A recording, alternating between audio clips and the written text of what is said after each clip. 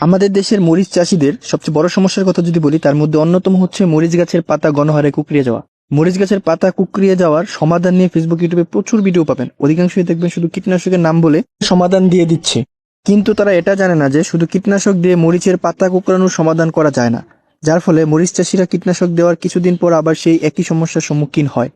তো আজকের এই ভিডিওতে আমি মরিচের পাতা কুঁকড়ানো সম্পর্কে এমনভাবে আলোচনা করব যাতে ভবিষ্যতে মরিচ গাছের পাতা কুঁকড়ানো নিয়ে আর কোনো সমস্যার সম্মুখীন না হতে হয়। সো ধৈর্য সহকারে পুরো ভিডিও দেখতে থাকুন। সাথে আছি আমি কৃষিবিদ মোহাম্মদ আশরাফুল ইসলাম। এখন যদি বলেন মরিচ গাছের পাতা কুঁকড়িয়ে যায় কেন, তাহলে বলবো virus, white fly, thrips, aphid বা জাপ পোকা এবং মাইটস বা মাকড়ের জন্য। এগুলোর মধ্যে ভাইরাস এবং মাইটস বা মাকড় সবচেয়ে বেশি কমন। আরেকটা বিষয় মাথায় রাখতে হবে, যদি ভাইরাসের কারণে মরিচ গাছের পাতা কুঁকড়িয়ে যায় তাহলে আক্রান্ত গাছটি সুস্থ করার কথা মাথা থেকে বাদ দিতে হবে, কারণ মরিচ গাছের পাতা কুঁকড়ানো ভাইরাসটি হচ্ছে চিলি লিফ কার্ল ভাইরাস, যেটি কোনো বাহক ছাড়া ছড়াতে পারে না। এই বাহক বা ভেক্টর হিসেবে কাজ করে হোয়াইট ফ্লাই বা সাদামাছি। ভাইরাস বহনকারী কোনো হোয়াইট ফ্লাই যখন কোনো সুস্থ মরিচ গাছে বসে এবং সেখান থেকে রস চুষে খায়, তখন হোয়াইট ফ্লাই থেকে ভাইরাস মরিচ গাছে ঢুকে যায় এবং পুরো গাছকে আক্রমণ করতে থাকে। এখন এই ভাইরাস আক্রান্ত মরিচ গাছ যখন জমিতে থেকে যায়, তখন এর মাধ্যমে আরো সুস্থ মরিচ গাছ আক্রান্ত হতে পারে।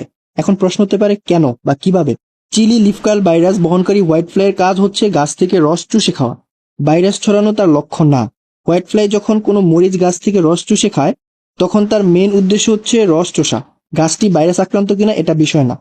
যখন আক্রান্ত গাছ থেকে রস চুষে খায়, তখন ভাইরাস গাছের ফ্লোয়েম থেকে হোয়াইট ফ্লাইয়ের স্টাইলেটের মাধ্যমে হোয়াইট ফ্লাইয়ের ভিতরে ঢুকে যায় এবং ভাইরাসটি লালাগ্রন্থিতে এসে জমা হয় বা অবস্থান করে।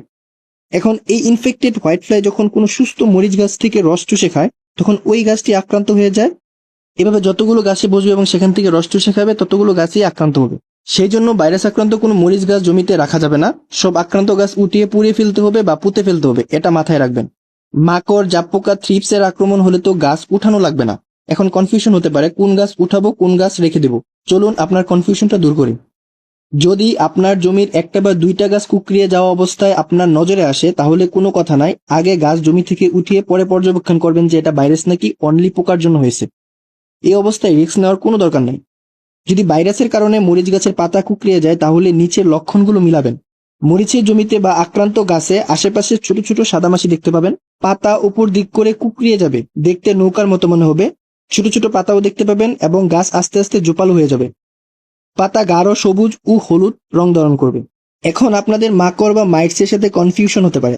মাকড় বা মাইটসের জন্য হলে পাতা উল্টো নৌকার মতো হয়ে কুঁকড়িয়ে যাবে। সো মাইটসের কারণে হলে অবশ্যই মাইটিসাইড বা মাকড়নাশক দিতে হবে, যেমন অ্যাবামেকটিন, সালফার ইত্যাদি গ্রুপের।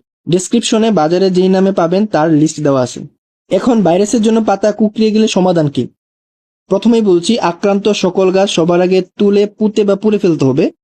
জমির সকল আগাছা পরিষ্কার রাখতে হবে এবং যদি পারেন ইয়েলো স্টিকি ট্যাপ দিয়ে দিবেন। উপরের কাজগুলো করা শেষ হলে কীটনাশক দিবেন। কীটনাশক দেওয়ার কারণ হচ্ছে হোয়াইট ফ্লাই দমন করা।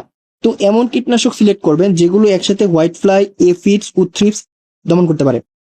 প্রথমেই বলছি, জাপ পোকা ও থ্রিপস এর কারণেও মরিচ গাছের পাতা কুঁকড়িয়ে যায়। আচ্ছা, একটু বলে নেই, মরিচ গাছের পাতা যেভাবেই কুঁকড়ানো থাকুক না কেন, আপনি যদি পাতার নিচের দিকে তাকান তাহলে থ্রিপস বা এফিডস দেখতে পাবেন, দল বেঁধে রস চুষছে। আবার এফিডস বা জাপ পোকার আক্রমণ যদি বেশি হয়, তাহলে কচি ফুল, ফল এবং বার্ডসের মধ্যে দল বেঁধে তারা অবস্থান করবে, খুব স্পষ্টভাবে খালি চোখে দেখা যাবে। যদি পাতার নিচে বা গাছের মধ্যে কোনো এফিডস বা থ্রিপসের লক্ষণ দেখতে না পারেন, তাহলে বুঝবেন যে এই পাতা কুঁকড়ানো মাইটস অথবা ভাইরাসের জন্য হয়েছে। উপরের লক্ষণগুলোর সাথে মিলিয়ে নেবেন। এখন হোয়াইট ফ্লাই, থ্রিপস ও এফিডস এরা রস চুষে খায়, তাই এদের দমন করার জন্য সিস্টেমিক ইনসেক্টিসাইড যেমন ইমিডাক্লোপিড, থাইমিথক্সাম, স্পিনোসেট, মেলাথিয়ন ইত্যাদি গ্রুপের যে কোনো কীটনাশক দিলেই হবে। এদের সাথে সাথে আরেকটা গুরুত্বপূর্ণ কাজ করতে হবে, জমিতে কিছু সার দিতে হবে, যেমন জিঙ্ক, পটাশ এবং বোরন। তারপরও অনেক ইনফরমেশন দেওয়া বাকি আছে, বেশি বড় ভিডিও হলে তখন তো আর দেখবেন না। তো আজ এই পর্যন্ত। কৃষি বিষয়ক যে কোনো সমস্যা এগ্রিকালচারিস্ট টিভির সাথেই থাকুন। কৃষিতে লস খায় বোকারা। ধন্যবাদ সকলকে।